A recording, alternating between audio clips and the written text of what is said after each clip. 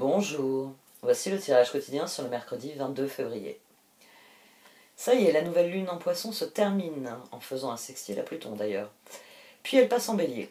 En fin de matinée, la lune sera en conjonction avec Vénus, puis en fin de soirée, elle sera en conjonction avec Jupiter. Autant dire qu'émotionnellement, nous devrions atteindre des sommets demain. Mais surtout, demain, Mercure en Verseau sera trigone à Mars en Gémeaux. Nos paroles s'harmonisent avec nos actions demain. Ça va créer un flux de communication qui sera sûrement décisif, qui soutiendra tous les efforts qui sont réfléchis, qui sont conçus, qui sont construits. En fait, le timing est bon ici. Les idées peuvent être mises en pratique de manière prometteuse et vous pouvez dire ce que vous désirez mettre en œuvre de manière claire. Reste plus qu'à passer à l'action.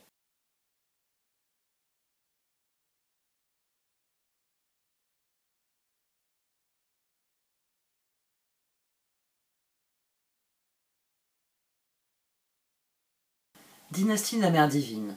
Le seul souhait de la déesse Mère Divine est que tous les êtres soient libres spirituellement. Elle nous demande de réaliser notre véritable nature, d'aimer notre propre divinité. L'illumination est l'aboutissement de plusieurs petites étapes, chacune d'elles semblable à une goutte d'eau, s'unissant en un océan de paix, de prise de conscience, d'amour et d'unité intérieure, un océan qui dissout la peur, la séparation, le manque en nous baignant d'abondance et d'allégresse. Vous portez en vous la torche de l'illumination, chère âme, faites-la briller tous les jours.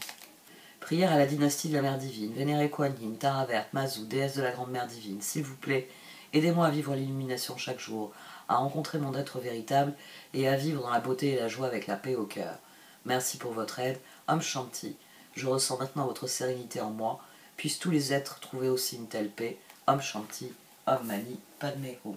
Messages lointains, des messages arrivent de loin, attendez-vous à des nouvelles positives et revigorantes, une victoire extraordinaire en découle. Alchimie, votre lumière intérieure brille lorsque vous êtes en paix avec vous-même et avec le monde. Arrêtez de lutter et ressentez la beauté qui réside à l'intérieur de vous. Laissez tout ce qui est être simplement qui vous êtes. Effectivement, la journée de demain semble nous permettre de faire briller la torche de l'illumination. J'en ai parlé mais notamment sur les horoscopes que j'ai fait sur la nouvelle lune, parce que pour certains signes, ce trigone était très intéressant. Ce trigone Mercure-Mars, message lointain et l'alchimie le reflètent bien. Et il crée la dynastie de la Mère Divine. Notre réflexion se synchronise avec notre action ici. Avec ce trigone, plus vos actions seront alignées avec vos paroles, plus vous respecterez votre parole en passant à l'action, et plus vous serez récompensé. Le 6 de bâton est d'ailleurs sorti à 2 reprises. Le 7 de bâton aussi. Parce que le moment est venu de progresser, le moment est venu d'avancer. On a un axe qui s'est illuminé aussi, le char et les étoiles. J'avais d'ailleurs le char au dos de cette position. On a même 16, 17, 18. On a la tour, on a les étoiles, on a la lune. On a un appel à passer à l'action. Notre cœur sait qu'il doit penser en termes de solutions et agir en termes de solutions. Et ce trigone Mercure-Mars est excellent pour ça. Tempérance, ou la solution, le 4 d'épée et le 7 de bâton. Et là, on a le 6 de bâton, le 9 de coupe et le roi d'épée, qui avait fait une incursion avant même que je pose la question. Donc je l'avais laissé dans le paquet. Demain, c'est une journée où vous devez être en accord avec vos décisions. Durant un trigone Mercure-Mars, si vous n'êtes pas en accord avec vos décisions, stop, arrêtez-vous tout de suite. Parce que normalement, quand on prend une décision, on joint les actes à la parole, on passe à l'action.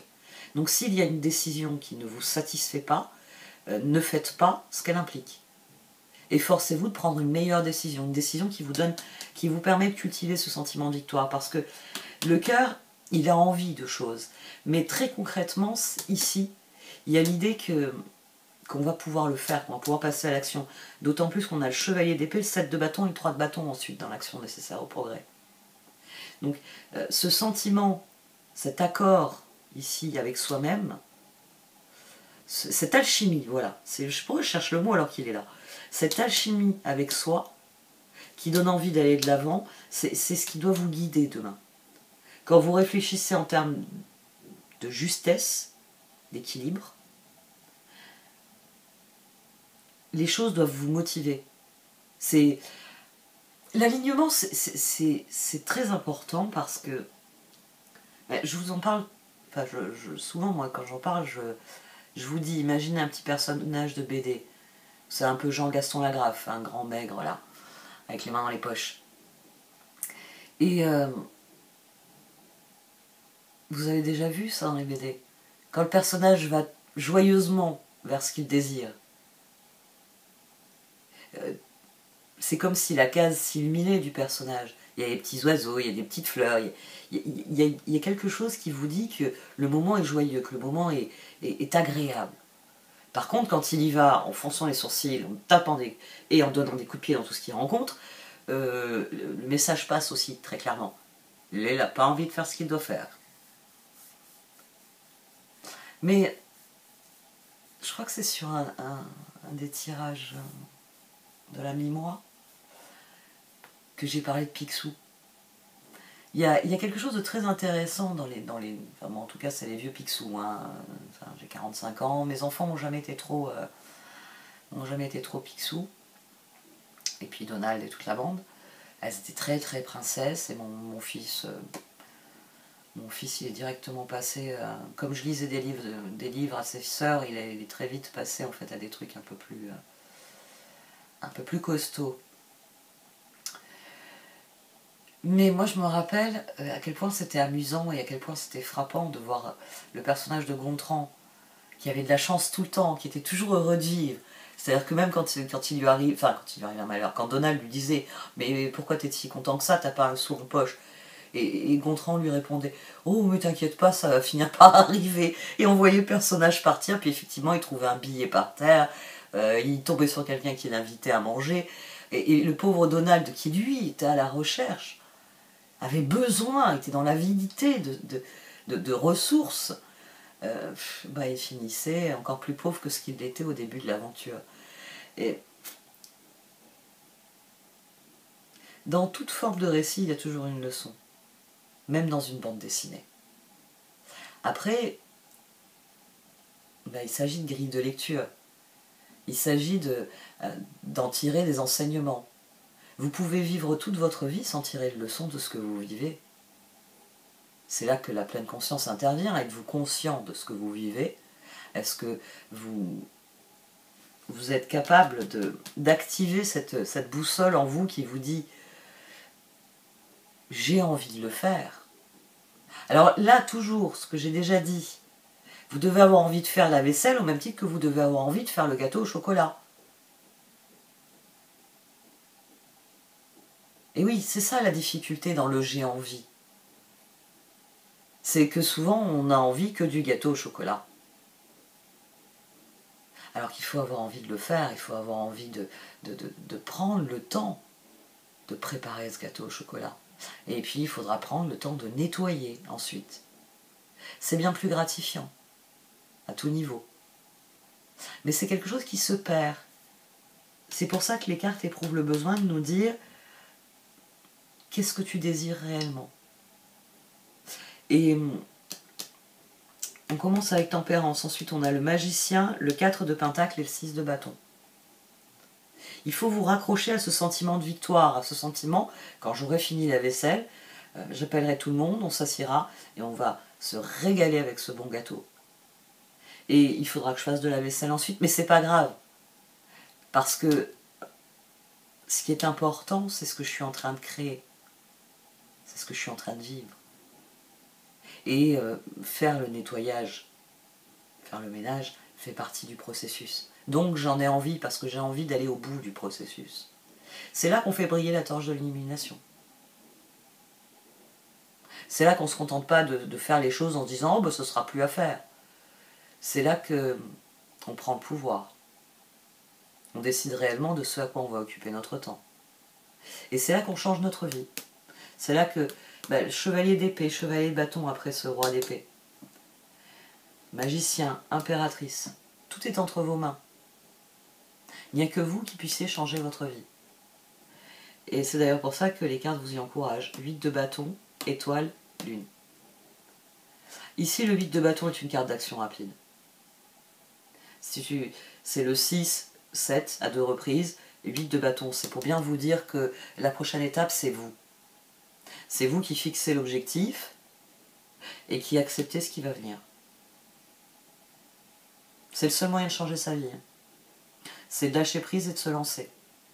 Là, on est sur, on est sur j'ai envie de dire, une très belle apothéose pour cette nouvelle lune que nous avons eue en Poisson. Parce que Mercure trigone Mars, comment dire, Saturne a exigé des engagements de notre part pendant cette nouvelle lune. Et fort probablement, il y a des choses sur lesquelles vous vous êtes dit, ça, il faut vraiment que je le fasse. C'est ça un engagement. C'est un moment où vous vous dites, ça m'est nécessaire. Il faut que je le fasse. Il faut que je me décide, il faut que j'y aille. Mais Mercure et Mars, demain, probablement qu'ils vont être là, poussés dans le dos. Celle-ci est la plus jolie position. Impératrice, pape, char. C'est pas tout de prendre des engagements, il faut y aller. Et c'est votre créativité qui sera le meilleur moteur. Et c'est vos engagements qui seront le meilleur guide.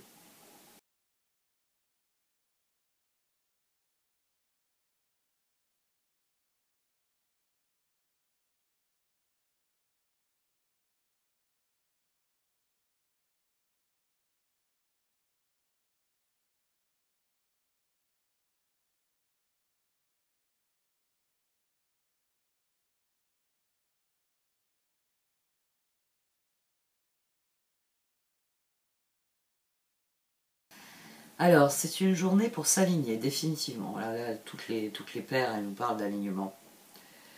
Toutes les paires parlent d'alignement. C'est une journée qui nous réserve d'excellentes surprises. Ça va faire du bien parce que le carré à Uranus d'aujourd'hui est peut-être un peu plus difficile. Le carré d'Uranus étant sur la nouvelle lune, ça aussi j'en ai parlé dans les horoscopes que j'ai fait. Le carré en étant sur la lune, enfin durant la nouvelle lune, il est moins problématique que ce qu'il pourrait être en temps normal. Ici, sans doute que le Mercure carré à Uranus, c'est certaines idées qui nous semblent un peu folles, qui nous semblent un peu décalées, peut-être des informations qui viennent changer la donne. Mais comme derrière, le jour d'après, demain, on a Mercure trigone Mars, même si aujourd'hui vous avez quelques mauvaises surprises, demain vous avez les moyens de rétablir la situation. Si tant est que vous vous mettiez en route, si tant est que vous saisissiez l'occasion qui vous est offerte justement de la rétablir, cette situation.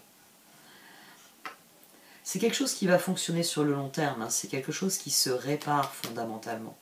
D'ailleurs, on a tous les fers. Alors, j'allais en parler en dernier, mais c'est l'action nécessaire au progrès ici. Rétablissez l'équilibre dans vos relations, entre autres. Mercure, c'est la communication. Plus vous serez fidèle à votre parole, et forcément plus les personnes qui vous entourent vous considéreront comme dignes de confiance, comme loyales, comme honnêtes. Et cela favorisera la croissance des relations bénéfiques, des relations qui sont positives pour vous. Il s'agit vraiment de s'aligner et de cesser de quitter le statut de victime pour passer à celui de personne qui entreprend. Si je reste assis, je n'atteindrai pas mes objectifs. Si je me mets en route et si je vais en direction de mes objectifs, je les atteindrai.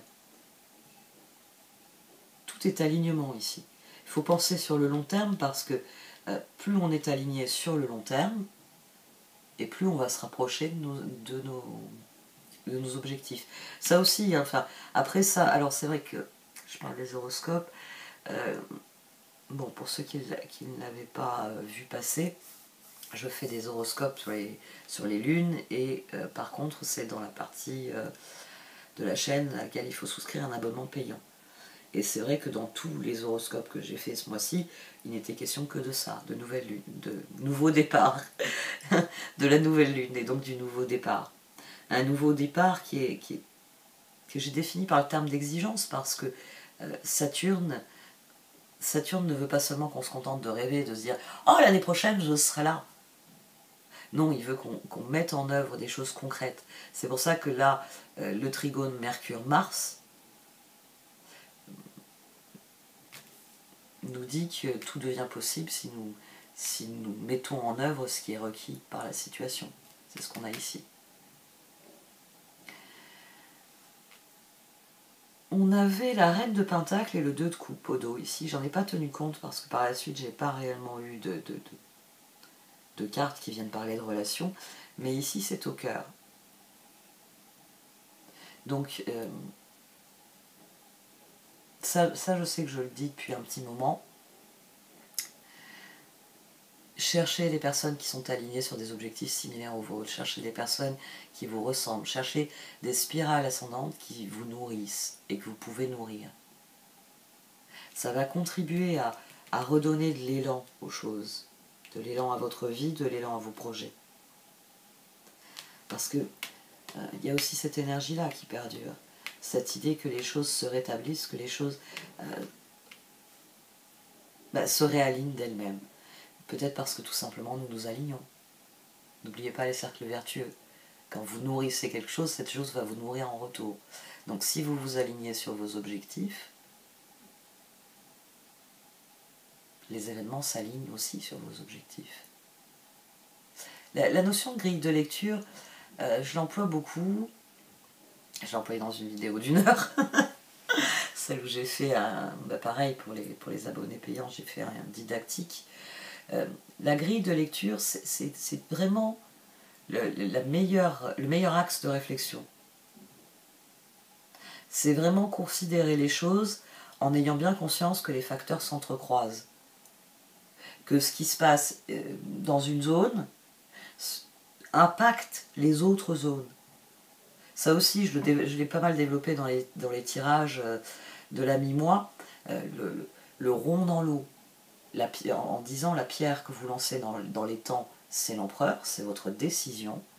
Et les ronds que vous voyez se former, c'est l'impact que ça va avoir sur votre environnement.